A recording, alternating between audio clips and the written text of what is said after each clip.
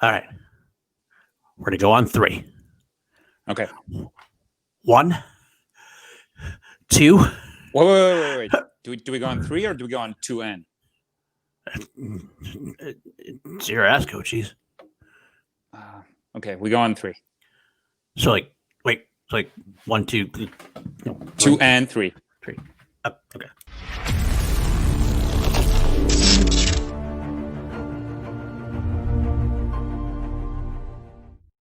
Bravo. That was so great. We deserve Oscar nominations right then and there. What's up, everybody? It's your boy. It's me. It is PLD. And I'm Richard Eric Jarvi. Welcome to Class Action, the classiest show on the interwebs. The classiest show that has been not there for a couple of weeks. We've had some time off. That's on me.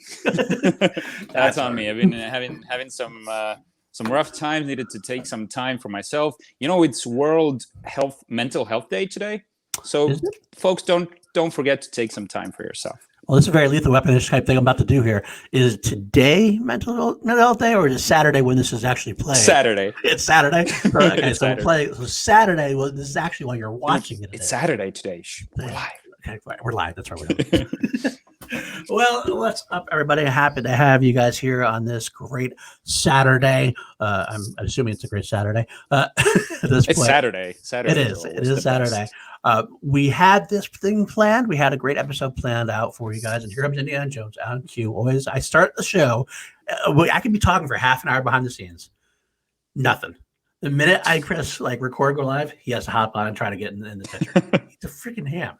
All right, anyway, we had a great episode planned. We had a 3-way episode planned. We wanted to do Beverly Hills Cop 2 versus Die Hard 2 versus Lethal Weapon 2.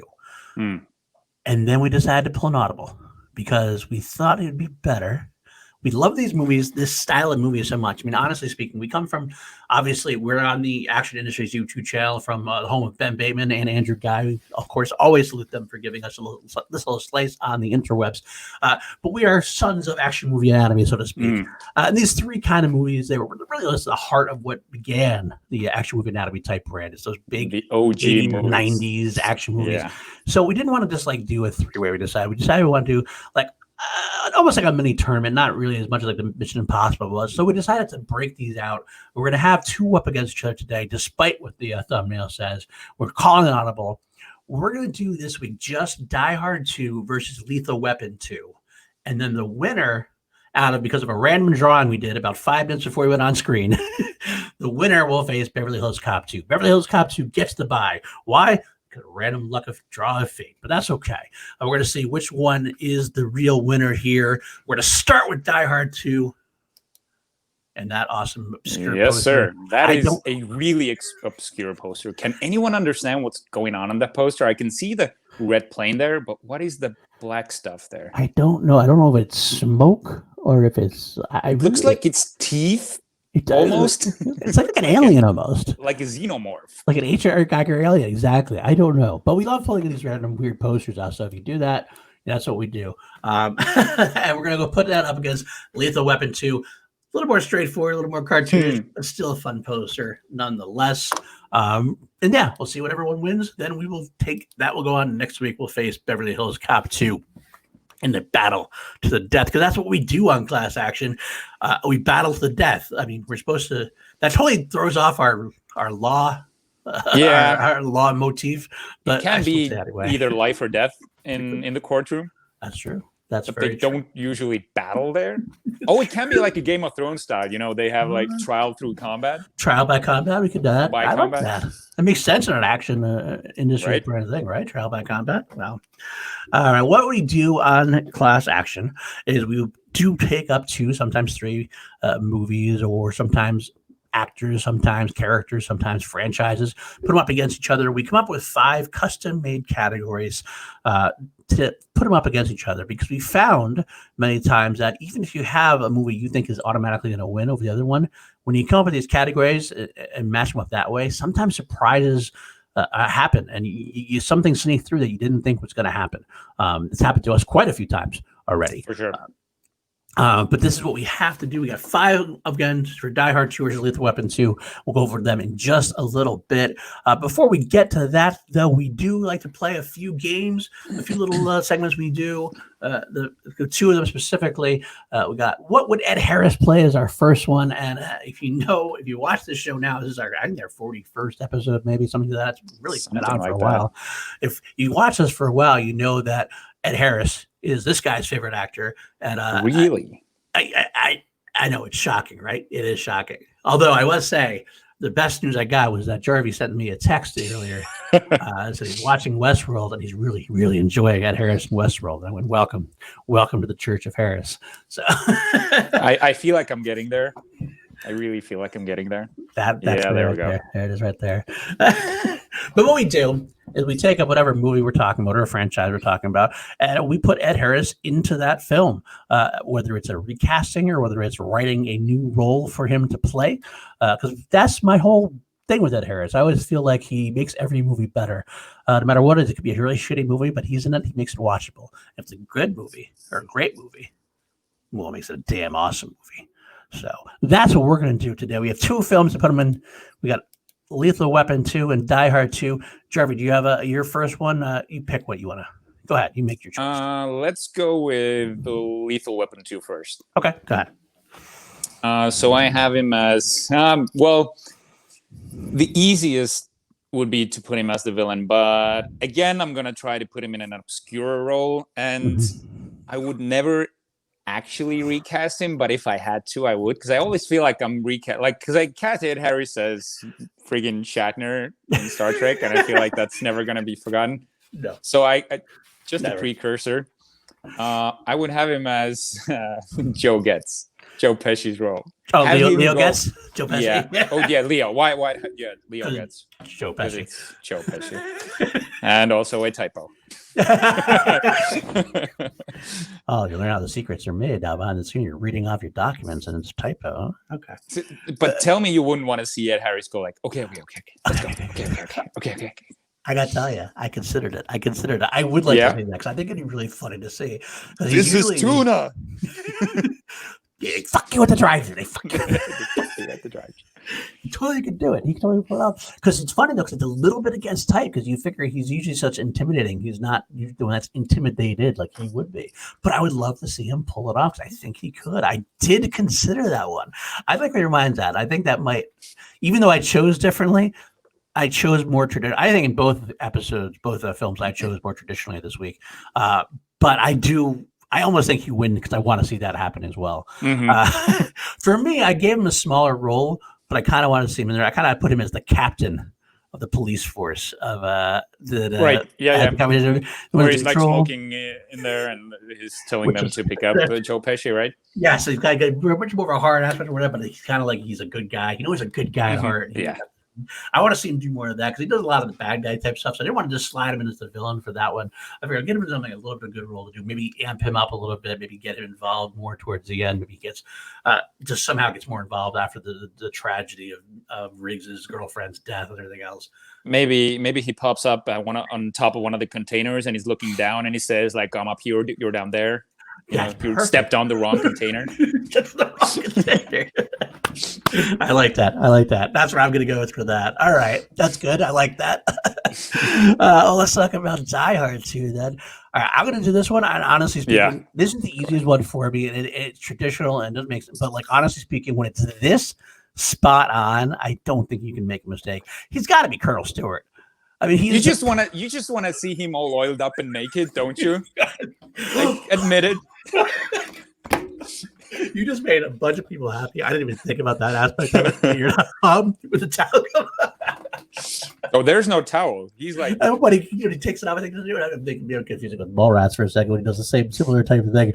But no, you're right. You're not wrong. He does have that big oiled naked body. Maybe subconsciously that's what it was, man.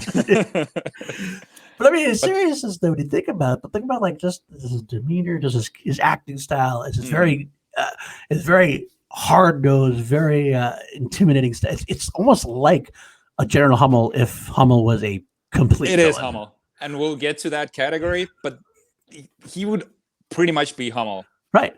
He's just like there's more only straight one villain. nuance that's missing, and I'll get to that later. But that will be like a prequel to The Rock or something. Yeah, he's in that same category. That's exactly what it is. So that's why I had sometimes, like I said, I try to avoid the too traditional roles. So we kind of get stuck in those things. But when it's that spot on, I can't not. I get that. I get that. Go ahead. What do you got? What'd you do? So I went obscure again. I love it. I love it. I would have him as Marvin, the janitor,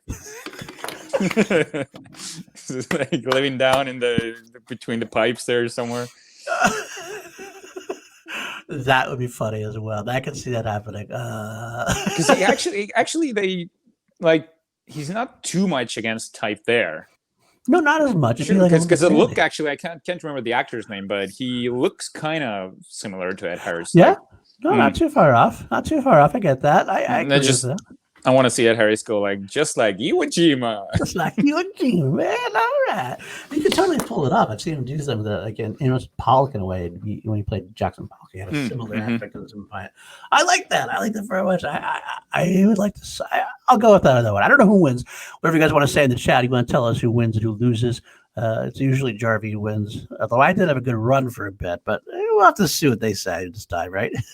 It's usually more fun when you think of new characters, but I don't know. Lately, it's kind of tough thinking of new characters. It's sometimes it just comes to you, but sometimes when it does come to you, though, they're brilliant. Yeah, we both have had some brilliant moments. Let's put it that way. We sure have. So, not to pat ourselves in the back a little bit, Of course. But, well, all right. Without that further ado, let's move on to our favorite segment, your favorite segment to discuss anywhere to explain. Why don't you explain how the public defender works there, Jarvis? Oh, I thought you were going to say snap judgment. No, not. Public defender. Wow, it's been 2 weeks, so brace yourselves. I can't wait. The public defender. Now, why do we call it the public defender? Well, in movies, usually the public defender is overworked. They're underpaid. They might have to show up in court without preparing their briefs or their opening statements, so they might have to come up with things on the spot. So we figured if we have guests, or sometimes we give these lists to each other, we want to put ourselves on the spot just like that we have no pre-knowledge of the list that, for example, you would come up with. Say, like, you would go top 5 Mel Gibson movies, and I just have to come up with them on the spot. So that's why we call it the public defender, because we started off as a legal pun, but now we're just coasting off it for no apparent reason. Okay, exactly. Sometimes we do have guests. I have a lot of times solicited guest appearances from the Action Army and from guests like Brad Gilmore and even my wife at one point, I think, for Lord of the Rings, to give us a question where we both have to answer. Harry Potter. It was Lord of the Rings versus Harry Potter. It was Middle Earth versus Harry Potter. True. So don't question me. Don't question me. But we didn't get one this week. It was a little bit my fault. I'll blame myself. I never really reached out to anybody. I was like, oh, it's kind of too late to reach out to anybody. So I dug down deep, and I'm going to give Jarvi a question of his own. So therefore, I get to make him look like a fool, and I get to look nice and fine. Although I realized, though, because I did come up with this earlier tonight, I realized that I should probably be answering this too. But I didn't prepare anything, so actually it might be just as screwed as you are if I try to answer it. So, but I'll let you go first. Well, of course you will. Of course I will, because that's the kind of guy I am. I'm a gentleman. Wait, let me get the flop sweat going. All right. Okay, you ready? You ready for this? Okay. I'm ready. It's pretty straightforward. Okay. Top 5 action sequels. Okay, so that immediately takes out. Does it have to be action, or can it be action comedies? It could be action comedy. I'll allow a broader base if you'd like to go that way. I would go with 22 Jump Street. Ooh, that's a good one. John Wick 2. Okay. I want to insert one thing. You haven't broken the rules yet. I want to insert one rule. We can't use the films from like Die Hard 2, Lethal Weapon 2, or Beverly Hills Cop 2. Continue. Go ahead with that. John Wick 2 is definitely on my list as well. Yeah. No, I can't. Predator 2 isn't that good. Okay, I'm gonna go with Aliens. Okay, Aliens. That's like probably number one. That's the number one for sure. Yeah. I think that's number one. Come up with that. So I got one more or two more? Two more, I think. Unless I can't count. Shoot. All right. Think of some 90s actors, something I can. Oh, no, I've got nothing. Action movies. Come on, action movies. Adventure movies. You're looking for your DVD collection? Or something like that. I'm like, for inspiration? Play one there. I can see. I'm actually failing this. I'll even go with adventure. I'll let you go adventure. It doesn't have to be number 2. I just had sequels, so technically you can true, 3, 4. All right, so I'd go with. Now that's too much adventure. I feel like Back to the Future 2 is too much of an adventure, not really action. Yeah.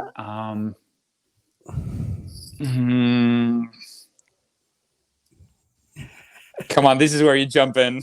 Okay, fine. I'll jump in with mine, even though this is more adventure, but I still think it's action enough. I'm going to Indiana Jones and the Last Crusade. All right. Well, that's okay. So we're going. Okay, I figured I would only go with number 2s, but I just said you don't have to. You can true, go with 3, true. 4s. You did say that. So I go with that. I would think. Let's see, Terminator 2. Wow. Okay. Sure. Yeah, that's a good one, huh? Yeah. How about any more Stallone, or does the Rocky franchise count as action? Yeah, because the Rocky 2 or Rocky 4. Well, Rambo 2 then. Rambo 2 would be good. I think we've got 5 by now. I don't know. Let's say that we'll let it go. All right, chat. Sound off the chat. Movie show. Come on. If you have any more action sequels that you think should be on some kind of top 5, top 10 list, maybe throw them in the chat, and we'll be in the chat at some point. Probably going, I can't believe we forgot about that. How do we forget about that one, or how do we not mention those? At least I got Aliens. You did. You did get Aliens, and you did forget Terminator, but I'll let it go. I did. I wish there was The Rock 2, but I guess there's not. So. I was thinking of Con Air. I almost say Con Air because I feel like that's the spiritual. It's a spiritual sequel. The Rock. Yeah. I get that. That's good though. All right. We'll let it go. We'll let it slide for now. We'll go on to our snap judgment. Now, snap judgment is what I was kind of talking about this before. Whereas when we pick 2 movies or 2 franchises, usually we have in our heads, okay, this one makes sense. This is what I think is going to win. That's just our. Right away, that's what we think. And then usually, sometimes we end up getting fooled when we actually go through the categories. Of course, we always bring it up, but the one that fooled us the most was Ready Player One versus Tron Legacy. Yeah, that one fooled us quite badly. We were really off on that one, but that happens more than you think, or at the very least, it's a lot closer than we think. So, what is your snap judgment between Die Hard 2 and Lethal Weapon 2? This is an easy one for me. Okay. I feel like Lethal Weapon 2 will take this. Oh, okay. It's funny. I guess I don't know if this counts. Here's a weird thing: is what I just said is snap judgment is. I kind of go against type because my initial quick snap judgment was Die Hard 2. Really? But then I after not even thinking about the categories. I was just it just came out. I think Die Hard 2 because I think I've seen it more. But then I went, but actually, I think Lethal Weapon 2 is actually maybe going to do better. So I don't know what to say. So I think I ended up on Lethal Weapon 2 as well. But I will admit that my first real answer was Die Hard 2. But I do think so. Go with that. I probably should. I'll go with that because that was the first thing I said. Oh, I almost know I'm wrong now, but that's all right. I hadn't seen both movies for at least 10 years or something. Oh wow! And I was blown away by how great Lethal Weapon 2 as a whole, as a movie was. That surprised me way more than Die Hard 2. Mm-hmm. So that's why I'm basing my snap judgment on.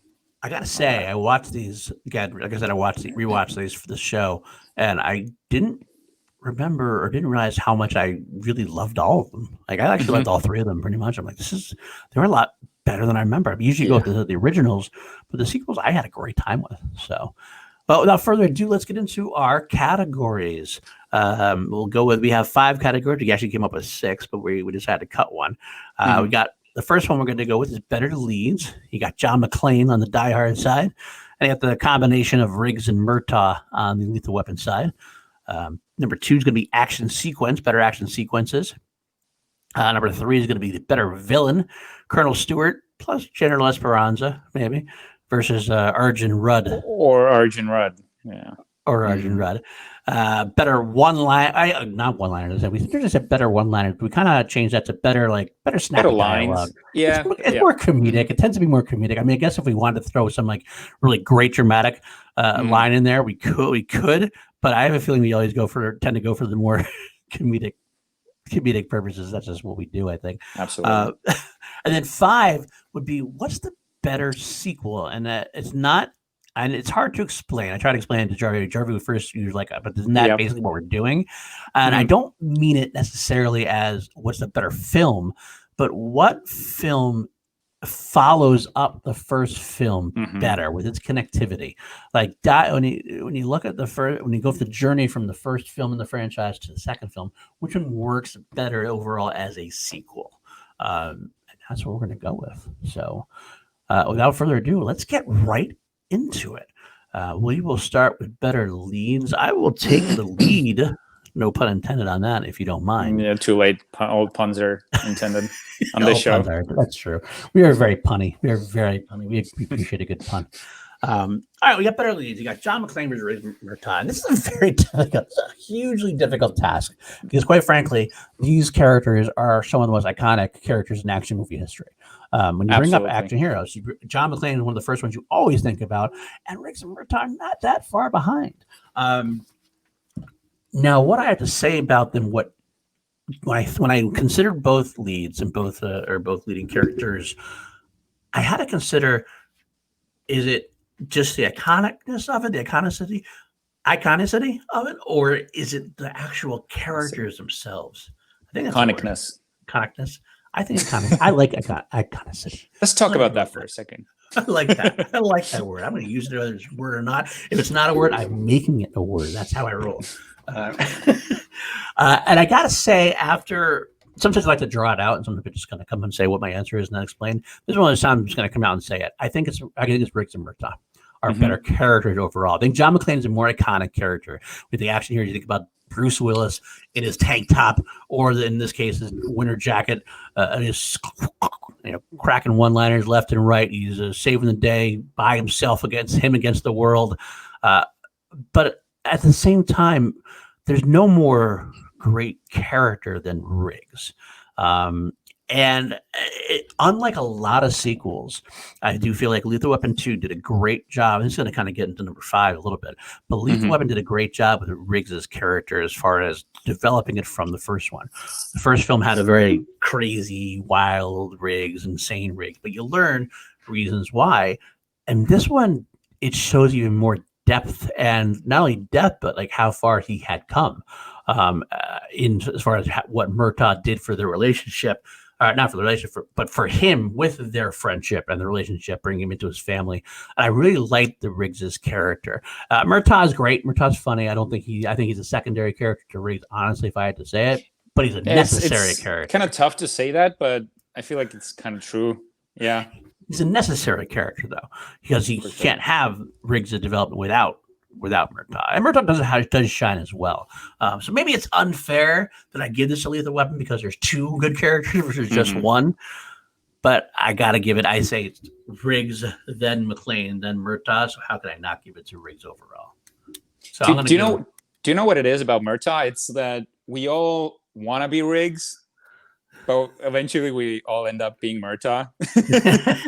Because I feel like that's why we consider him as the lead. Yeah, it could be. He is kind of like, I guess in a way, he is the audience is in. He's the way we are all reacting to Riggs the same way he does to a degree. I mean, if we were in Murtaugh's shoes, we'd probably reacting very similar. Like, what the fuck is going on in real life? You're going to fuck up my life this way? Holy shit. But yeah, I get it. I got to give it to Lethal Weapon. Yeah, so I agree. But for me, I didn't think about the iconicness. Do we go at iconicness? Iconicity. Iconicity, all right. But for me, it was like John McClane is this very cool and has a lot of swagger kind of type of a villain. Like when he walks into the room, he's the smartest guy in the room. He never really makes a fool out of himself, and he always has like a smart, quick answer for everything. And Riggs and Murtaugh, they are like crazy and goofy and they're not really always in control of the situation. Mhm, Like mhm. their humor is where they overtake McClane for me. And they aren't afraid of at all to make fools out of themselves, and they're way more flawed and vulnerable. Exactly what you said about Riggs and Murtaugh as well. He has like his daughter being in a condom commercial, and like I know that's not the weight that Riggs has, but it's sort of like they both have like It's shit the in their everyman. lives that they have to deal with. It's the everyman bit. Yeah, but because John McClane he's the number one everyman hero that we think of. But if you really think about it, aside from his marriage, there really isn't a lot of like vulnerability about him. Right. Because he usually he feels like a very cool guy who has it all together. So Well, he's a superhero that gets the shit beat out of him, but he still like saves the day, basically. Exactly. And what you said about Riggs has this tragic backstory. The scene where Riggs and Murtaugh's wife talk in the kitchen, like that is like a true moment where, like, right. I'd say, where Donner shows his true artistry in directing like a very hard-hitting dramatic scene in an action comedy. Yes, I agree with that entirely. So yes. So yeah, this you're gonna go Lethal Weapon. I'm going with Lethal Weapon. Yeah, at first I thought this was going to be a closer battle, but it's kind of easy for me to say that it's Lethal Weapon too. It is. It's only in like when I'm talking about it, it's easy. When I thought about it before, I thought about it, and now that after I'm done, I'm like, but how are we discounting John McClane, one of the biggest iconic heroes of all time? But yet, I don't disagree with you. I don't disagree with you. By the way, iconicity is a real word, but it's not exactly what I thought it meant. So I'm going to take it out and strike that. It has to do with languages and stuff. And as I must have heard it somewhere. So we'll just go back to iconicness. Strike that from the record. I'll edit it out. And no, I'm not. Good to know. I'll leave it in because I'm an S. I'll leave in my idiocy. Idiocy is a word. Idioticness. All right, let's move on to number 2. Category number 2. We'll go with better action sequences, and I'll serve this one to you. Which one do you like better action sequence wise? So I started off with Die Hard 2 at first because I felt like we'll get into which is the better sequel, but they really upped the ante. And like I even really enjoy the first baggage handling room fight scene. Yep, it's really gnarly when the dude gets crushed under the machine, and then there's the church shootout. Mm-hmm. But the one that really jumps out, like it has to be the plane, like on the final airplane chase on the wing. Right. That is like because in Die Hard we didn't get a real showdown with the main villain, like because Alan Rickman. Well, they kind of fought, but Alan Rickman definitely wasn't like a match to him, really. Physically, you mean? Oh, yeah, physically. Yeah, okay. Exactly. Yeah. Okay. It's to get the showdown with the gun and everything else, but I get what you mean. There's not quite a too good out kind of battle. But Lethal Weapon 2 now that has. So I'm just gonna say I'm picking Lethal Weapon 2 again. You are? Okay. Yeah, because there's 2 scenes that aren't even the final showdowns that I like more than the final action sequence in Die Hard 2, and one of them is the truck chase scene, which is really cool when you think about the stunts and how it ends up. Like the action sequence has a really funny climax when they go with their like car jumps through the truck's like roof or something. I don't know why, but it works in a comedic way. I get that. I get that. And also I really dug the trailer shootout where Riggs and what was her name? Totally blanking. You know what I'm talking about. Yes, his girlfriend. Yeah, his kind of girlfriend at the time. We'll figure that out. Yeah, and I think it's the setting during the night and the fact that like Riggs always has like a backup plan to get out of the situation, and it might have to do with something that he previously got like a really intense sex scene with Patsy Kensit. Is her name, which was like super 80s kind of like graphic sex scene that came before that. Yeah. Hashtag no shame. No shame. But yeah, it's and also the toilet bomb. Like that is not really an action sequence, but I feel like that's the scene that gets referred to the most when we talk about Lethal Weapon 2. Yeah, like just like that poster, right? The poster had exactly. It's probably one of those memorable sequences in the whole film in that way. I get that. All right. Well, I'm going to go against the grain here against you, and I'm going to stick with Die Hard 2 for this one. Now, I liked, for example, I love Lethal Weapon stuff. My favorite Lethal Weapon is probably my favorite action sequence is probably the opening sequence, the opening car chase. And it's got some great lines. It's like all right, when he crashes the car, or like and he jumps like, I want to see your insurance. He's falling off, and at the end there goes to the store, and you kick open, you find the balloons. It's got some great moments in that. It's actually a fun action chase. It's like, all right, we're getting right into it. We're just going right into it in the station wagon. It's great. I love that sequence. I do love the shootout at the trailers. It's a very powerful sequence. Very well. The battle at the end is great when you see Riggs getting basically all losing his shit after he gets. But to me, the action is what Die Hard 2 brings. The plane, when he does the ejecting out of the plane after the grenades. Right, that one. Yeah. It's so over the top, but I love it. I mean, it's so over the top, but I love it. But a lot of stuff is that good. The sequence with the when they hit when McClane goes to find the transmitter or whatever. It's like the decoy thing that they go and they have the walkway and they start battling out there and all of the Dennis Franz's cop characters are killed right away. Basically, they use it as a stalling method. You find out they're stalling basically. And I love that sequence. I love that action sequence. A lot of the action sequences are great in that one. But like the plane one is the one that gets me the most. And of course, the ending, like you said, the ending plane battle. It has the perfect ending where he gets knocked to the ground. You almost think he's going to lose, and then yippee-ki-yay, motherfucker. Sets the fire up. Yeah, that great moment. Yeah. Fucking landing lights. So, I got to go better action sequence. I do like the Die Hard one just a little bit better, but Lethal Weapon is great. I'm not going to lie. So, I'm going to give it a Die Hard 2. I feel like I must need to at this point because I want to throw a bone at this point. But yeah, that's what we're going to go with. All right. Moving on to better villain. We're pumping along this. We're going along quickly on this one today, aren't we? Better villain. Colonel Stewart and General Esperanza versus Arjun Rudd. I'll start this one off. I'm sorry. What did we say about Colonel Stewart? He basically is General Hummel, just a little more evil. Like he doesn't have that slice of humility and honor in him. It's an honor, but not the same kind of honor. I got to go with Stewart. Stewart's a great villain. Arjun Rudd is good as well, though. I got to say that too. I have almost talked myself out of it a few times. The great diplomatic immunity. He's so smart. So you want to punch him in his fucking throat the whole it's time. Josh Sacklin. He's an old school guy, and he's one of those, Peter O'Toole type of actors. Right.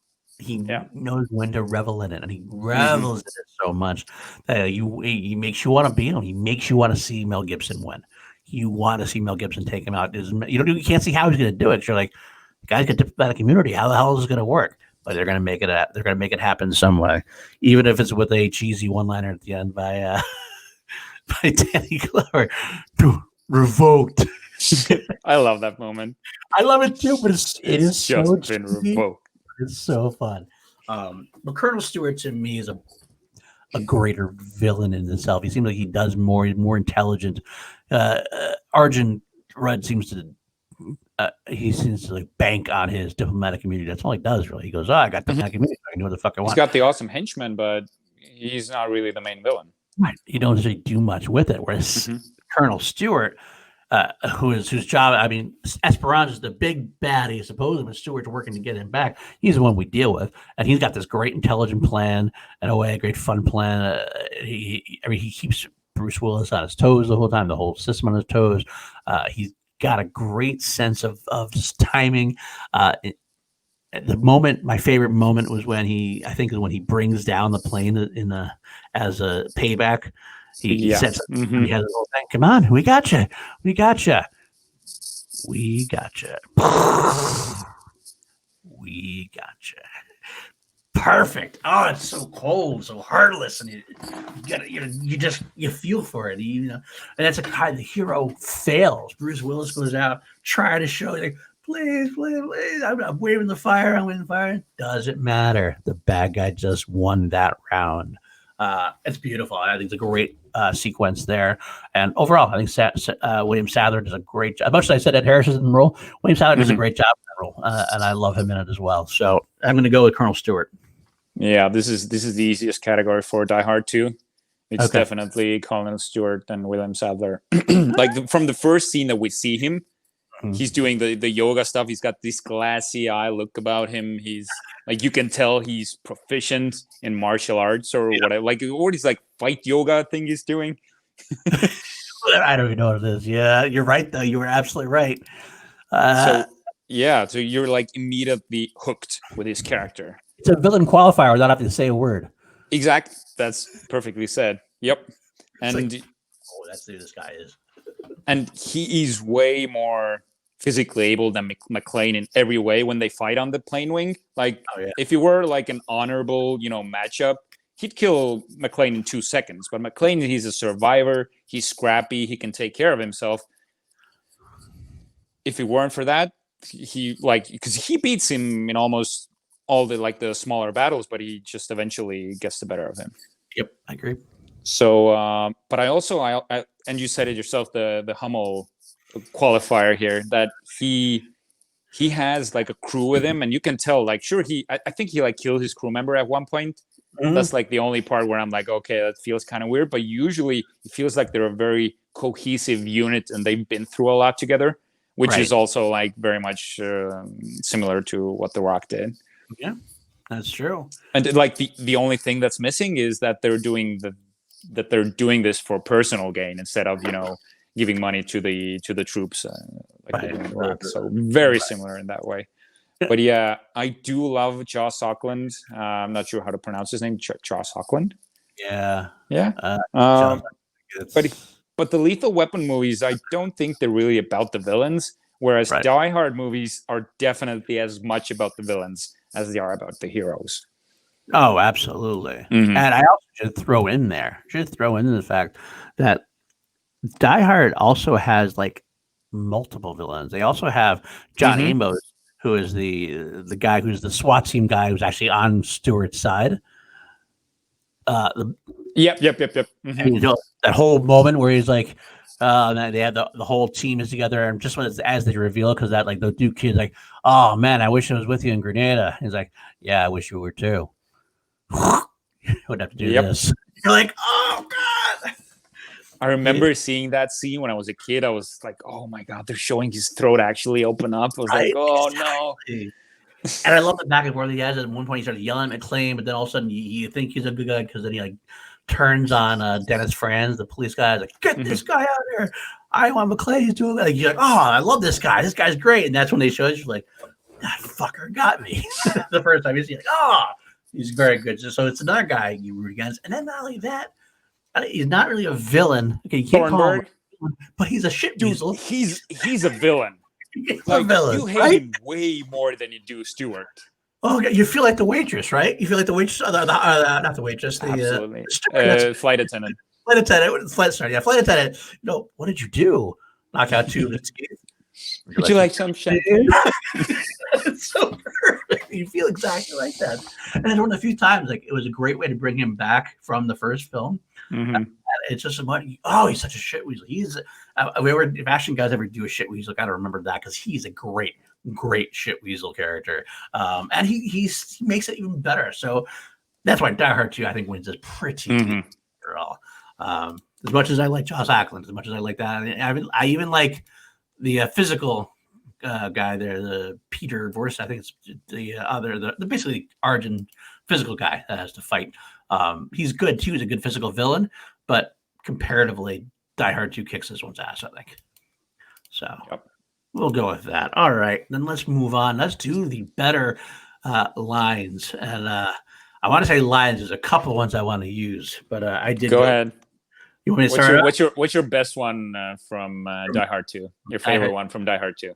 It's funny you say that because, like, I'm glad I mentioned the flight attendant one just before because that was one of my favorite ones. No, you can say the others, but if you had to pick the winner, what was your? I'm going to. I think if I had to pick one, it's the just once, like a regular, normal Christmas eggnog, a fucking Christmas tree, a little turkey. But no, I gotta crawl out of here, this motherfucking tin can.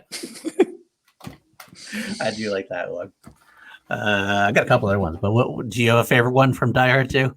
I have two. One is from McClane and one is from Stewart. I think it's also a McClane line, and it's funny that we both pick like kind of long ones. It's where he's talking to Lorenzo, and he's like, "That punk pulled a Glock 7 on me. You know what that is? It's a porcelain gun made in Germany. Doesn't show up on any of the airport X-ray machines here." And it cost more than you make in a month. And he goes like, "You'd be surprised what I make in a month. If it's more than $1.98, I'd be very surprised." such a shitty thing to say. Yeah, another one. I gotta say, I'll throw it out there. This is a quick one. The police captain's like brother Vito, who's a traffic guy. Merry Christmas. Just the way he said that. Merry Christmas. That's I think he comes later really thick accent. What is that? Like a Boston accent or it's no a Yorkian type accent? Yeah. Okay. Like it's like an Italian kind of gruff. Like I don't know. I did like that. I did like the other one too. It's another similar to my first one. It's a lot of just John McClane going, God, and he says the same thing. Oh man, I can't fucking believe this. Another basement, another elevator. How can the same shit happen to the same guy twice? So true, so good. And of course, Stewart has. Yeah, he does say that. Fucker. But Stewart's, I like when he goes when the reporter comes up to him and goes like, "Colonel Stewart, can I have a few words, please?" You can have two. Fucking you. He doesn't say it like that, but. Actually, I like the follow up to that one too. When Bruce Willis comes around, he's like, "Fuck off." He goes, "I'd have got that from Colonel Stewart." Wait, what? I love that part too. But so yeah, those are my good ones from Die Hard, I guess. But moving on to Lethal Weapon. Okay, I'll go. My favorite of all of Lethal Weapon is it's a little bit long. No, actually, all right. Since we're gonna do more, my favorite one is when I still quote to this day when I can find an appropriate time to do it. I can't usually find an appropriate time to do it, but I still think about it all the time. We're back. We're bad. You're black. I'm mad. Let's go. Yep. That is like crazy Gibson right there. He just keeps talking over, like, just get him going. All right, fine. I think let's go. What's your favorite one? Then we'll go through a few other ones. I think, and I might be wrong, but I feel like this is kind of improvised, but maybe it's just, Danny Glover acting awesomely is when they're on the toilet and Murtaugh goes like, "Why didn't they plant the bomb in Trisha's stove?" I think of all the needless suffering that could have ended there. And they just both start laughing. It feels like the Good Will Hunting moment where, Robin Williams is telling a story and Matt Damon is losing his shit. Right. I guess he's like, I'm gonna die in a toilet, aren't I? Guys like you don't die in toilets. They have a great friendship, a great relationship, and that's a good moment for that. I agree with that. One of the other ones I do love is a quick one-liner. It's a long one. I got to set it up, and he's like, Riggs asks the captain. Captain's like, "I don't give a fuck, Riggs. That's why I have an ulcer because I know when to say I don't give a fuck." He starts going through this whole thing. And he goes, "And Riggs, one more thing." Throws in the no smoking side on the side of his desk. He's like, "You know what that says?" Yeah, same as that. I don't give a fuck. Yep. Toss it back to it. It's so hard. So what you want to say to your boss, you can't say that kind of thing to your boss because you get your ass chewed out or whatever. It's just perfectly sad. Do you know what it is? I feel like Die Hard 2 has the better written lines, but Lethal Weapon 2 has the better delivery of the lines. That's a good point. That's a very good point. Yes. Think about Leo. Leo's whole rant about the drive-through. Oh, okay. Fuck you at the drive-through. Can I get two for that guy? Don't ever go at the drive-through. They fuck you at the drive-through. Every miles away when you finally get fucked. You get fucked. Oh, Leo gets. Okay. I don't give a fuck. Shut up. So good. Leo Guts, we haven't even talked about him yet. We mentioned him in the sequel. We actually were going to do sidekicks, and that's where we would have talked about Leo Guts. But Joe Pesci really makes this movie so much better than it could. It's really so good. He makes it so much better than it even is in a way. He just has his great funny moments in there that he just adds a little bit extra to the Riggs Murtaugh relationship. He doesn't even feel like a sidekick. He feels like a fleshed out character. He really does. He really does. And it's great because he does so well. And this is not going on, but he's in 3 and 4 for the same reason, because he just he actually inserts himself into the role. He's in 4 as well. I thought he comes back for 3. Wow. He's in 3 and 4. He's in all 2, 3, and 4. But there's so many good. He has so many good one-liners. And the whole thing, anytime he starts trying to explain the laundering, like, this. Okay. Going into the laundering thing and everything else, like, you get it, you don't get it, and they don't understand. It's just, can I do the siren? Can I do the siren? Yeah. Oh, that is an awesome one. You can do it. Yeah. Okay. Joe Pesci's great in any role, but this is probably my favorite Joe Pesci role, to be honest with you. And that might be considering he's had some dramatic roles. He's been like Goodfellas and everything. But this one makes me laugh every time he does something. So I like him in that. And so those are my lines. Do you have a favorite specific line from Lethal Weapon 2? I think it's the toilet line. When he talks about the cooking and Trish's stove, but I think it's what I'm basing this on is exactly what I said. It's the delivery of the lines that makes this category for me, and it's just for that it's Lethal Weapon 2. Although like McClane really bring. And there's one line that we didn't talk about is where Lorenzo says something on the loudspeaker, and he just goes like, "Let's kick some ass," and it's not that is a moment where the line is like super kind of bland or something, but the way he delivers it when they're on board together, like he's behind McClane now. Yes, I kind of like that moment, but because he makes a thing. That's right, because it's the great moment where Bruce Willis just McClane shows him that's the blanks. He goes, everyone's like, "Oh," which never happened any day. Did it ever happen? Holy shit! They do like really weird stuff in the airport as well. Like, how are they getting in with all that stuff in the airport? No, not a clue. Not a clue. But it does that thing. But you're exactly right. When Lorenzo, all of a sudden, you're waiting for Lorenzo to finally like how is he going to respond? He's been shitting on McClane the whole time. I want everybody ready to go in 10 minutes or 5 minutes, whatever. Time to kick ass. You're like, yes, all right. Finally, McClane has backup. One question: how does Holly get the old lady that's next to her get a taser on the plane? 1990, I guess. 1990, 90s. What?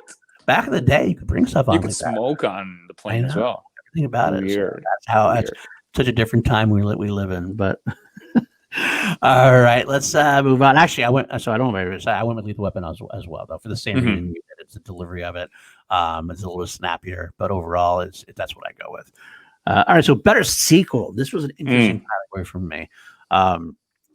And it has to do with what do you think a sequel should be? To me, I always find that the best sequels find that careful balance between giving something new, developing the characters you built in the first one, developing the story, but not making it so far out of the realm where it's like a totally different movie. You want to feel like it's the same universe. You want to feel like it's like you're going back to see an old friend. It's that hard line. Like, I want the same, but different. And this is where it becomes an interesting category choice. Die Hard 2 is definitely more on the clone side. Like, it's more of a not remake, but it doesn't. He uses the same bones and it just puts it in an airport. That's basically what it is. Yeah. Same characterization. I mean, even the fact that he jokes about it enough makes you know that they know it too. Everybody knows it. It's like, well, we all know what we're doing. We're just doing it because we know you enjoyed it so much. Let's just try to give it to you again. There's nothing necessarily wrong with that, especially if you do it knowingly like that. But But Lethal Weapon 2 is what I'm choosing because of what I was saying before with Riggs. Riggs actually felt like a character that developed, and yet he was still crazy enough to give you some of that Riggs, that Gibson love, Gibson crazy love. But everybody seemed to. It felt like just a little bit of time had passed. They had gone through something together. They had established this relationship between them. He's a part of the family now. And it all moved on in a great end, but it wasn't like completely a different movie. It's a little less dark than the first. I think the first one was darker overall, but the second one still had some dark moments. Obviously, Rika getting killed, being really crazy at the end. But it still it made it a little bit funnier, a little more comedy, a little more action, a little more, I don't want to say typical action comedy in a way, amped up a little bit. But it made it for a better sequel, I think, than Die Hard 2 did. Because Die Hard 2 was more of a remake. This continued the story in a good, positive way. So I'm giving it to Lethal Weapon. It's weird that you say that because I'll be honest, I can't, I think the same amount of time has passed for me since I watched Lethal Weapon 1 when I watched Lethal Weapon 2. And I didn't watch Lethal Weapon 1 before, now that I watched 2. So when I watched Die Hard 2, I was like, okay, this feels exactly what I would want a Die Hard 2 to be. They're taking the premise, they're making it bigger, they're putting it in an airport where there's way more civilians, they can have bigger set pieces, he has more playground to play in. And I feel like everything was there, but the director is where I feel like it fell short. Like John McTiernan didn't return. It was, I think, Rennie Harlan. I looked through his filmography as well. There's nothing really that great there. No, he made a career out of random he did a Nightmare on Elm Street 4. He made Cliffhanger. Okay. Oh no, I think he produced that one. Did he produce Cliffhanger? No, he directed Cliffhanger. Okay. So he produced it as well. So the first thing that came up for Cliffhanger was the producer credit. Okay. So when I watched Die Hard 2, it felt like, okay, this feels like a natural continuation of the. So they're even referring to the previous movie, like Al Powell shows up. So when I watched Lethal Weapon 2, halfway through the movie, I felt like, okay, Lethal Weapon 2, a Lethal Weapon franchise is like an episode of the week kind of a thing. But the first movie is its own story. The second movie, I can totally watch this without knowing anything until they come up to the plot point of Riggs' girlfriend Vicky, because they actually, spoiler alert for Lethal Weapon 2, they correct me if I'm wrong, but the South Africans are responsible for his girlfriend's death, his wife's death. Yes. Right? So that is when it all, I was like, okay, now they're connecting it, and they're connecting it in a perfect way because you had no idea that was coming. Right. And it didn't feel forced. It didn't we got to have this big, it wasn't reveal or something. It wasn't the Spider-Man 3 when they made Sandman all of a sudden be the reason why Uncle Ben gets killed. Yeah, perfect example. Perfect example. So I think for that reason, even though I as a sequel, when I'm taking out the directing part, I think Die Hard 2 has the winning formula. But Lethal Weapon 2, it's the emotional gravity that it has. It brings it all together, and that's why I'm giving it to it. I wholeheartedly agree with you. All right. I feel like we've been agreeing with each other way too much. I agree. We gotta find usually we're kind of more further apart. I usually gotta go at each other. So we're like, what? Right? Because Henry Cavill is way better than PSH, and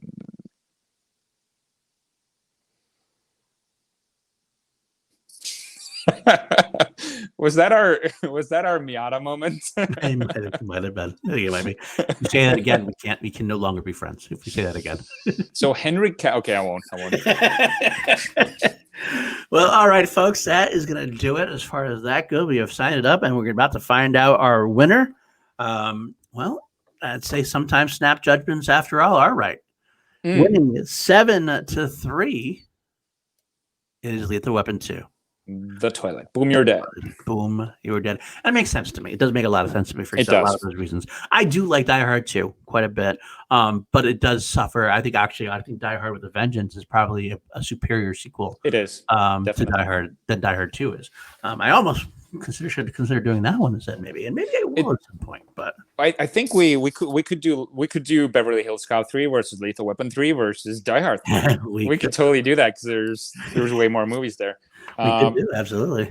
And also the sequel, like thinking about the sequel category, got me then thinking real quickly interject. Yep. Then when Beverly Hills Cop 4 is coming out, they're actually making one. Probably is. I know they are. Eddie Murphy has said it. No, I've heard about it, but I wasn't sure if during the COVID thing that they're actually shooting it. They're going to shoot it. Like that's next on his list. I think it's one of those things that he's going to make it. They're going to wait till they can shoot it. Okay. When that comes out, we can do 4 versus 4 versus 4 at that point. Okay. Go. Sorry, go ahead. I was talking about the sequels. That Die Hard always makes the scale grow. Like if you think about the first one is the hotel, second one is the airport, third one is the city, fourth one it's still the city. It's still the city. The fifth one they take it global, but it's the worst. I'm sorry, I will never say a piece of S about a movie, but that movie is a piece I will say it is a piece of shite. It's probably one of the worst things I've ever seen. You don't have to go on too much. It is so bad. I really don't barely consider it a Die Hard movie. It's so awful. No. Yeah. But I will say, actually, another clip that it's funny about putting Die Hard and Lethal Weapon against each other. I don't know if you knew this or not. Most people know, but Die Hard with a Vengeance was actually initially written as a Lethal Weapon movie. I did not know that. It was a Lethal Weapon script. It was a pitch for a Lethal Weapon movie, and they took it. That's why Jesus and McClane were basically Riggs and Murtaugh together. Yeah. But they didn't use it for whatever reason, and so they took that script and made it into a Die Hard movie, just like change it around a little bit. Wow, I had no idea. So yeah, there you go. Die Hard is. But I'm glad it worked out this way now.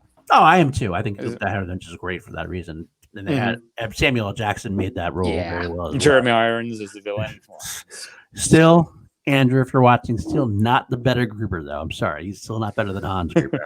I don't care what you say. Dude, why don't you gotta go at him as well? Like for me saying like the Henry Cavill PSH stuff, you gotta. Why am I only getting the heat when he's saying he's a better Gruber? I did give him the heat earlier on. He actually called me on a chat for something. I forget what it was. He was watching it. I said something again, and he was like, "He trying to fire me, but didn't work out too well." Oh, well, yeah, they would probably that would be the worst idea ever. Well, there you go. It is Lethal Weapon 2 beating Die Hard 2 this week. We'll have to see what Lethal Weapon 2 does against Beverly Hills Cop 2 next week, with the great Tony Scott directing. So it's actually great director, Richard Donner versus Tony Scott in a way. I'll have to see how that works for us. Maybe come up with some slightly different categories possibly. I'll have to see what that entails. But I guess until then, let's see what where can the folks find you there, Richard? You turned into a radio host right now. Did I? You got really close. It's kind of cool to see. You can find me at Richard Eric with a K Jarvi on Facebook and Instagram, and of course weekly. And I promise I will be back next week, hopefully, for our next episode. So you can find me here on Class Action on Action Industries. Awesome. Yeah, we'll be back. How we do it, we're going to do it.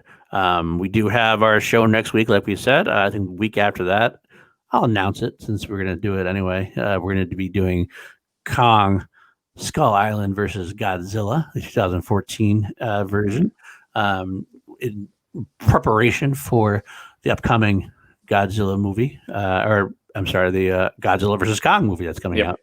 It's actually fun for me because I have not seen any of these movies. Not Godzilla, not Kong Skull Island, or even the newest Godzilla movie. I haven't seen any of them, so I'm really excited to actually sit down and watch them. I'm very interested in what you're going to think about them for the first time. Mm-hmm. Yeah. And then also we are in negotiations. I don't have a date yet. We have to talk about it. I'm in negotiations. We're going to have Andrew Guy come on and do another live episode, probably another live ranking.